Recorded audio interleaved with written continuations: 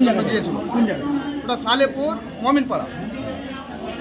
ওখানে একটা মেম্বারকে বললো যে আপনি টিএমসি করতে করতে অন্য দলে ভিড়ে গেল, তো কাম কাজগুলো করবে না, তো মানুষ তো বকাবকি করবে, কাম কাজগুলো করো, ওকে এটা বললো।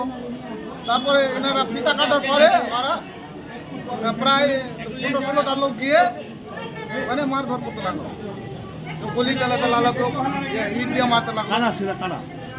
ওটা আপনার জাকিরের ছেলে। জাকিরকে? ওটা আপনার কাসিমনগরে। কি করে ওরা মস্তানি পার, মানে কোনো দল করে জাকির? হ্যাঁ, না ওই এখন কোনো দলে নাই, কিন্তু কি ওই দল ভাঙার জন্য। তারপরে কি হলো? তারপরে তো মারামারি করতে করতে আমরা এনাকে নিয়ে আসলাম,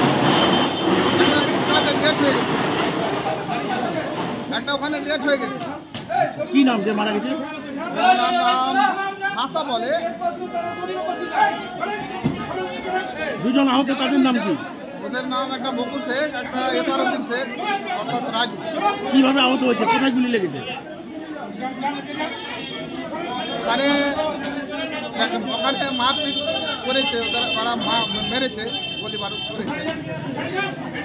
আপনার নাম কি? মাহবুব।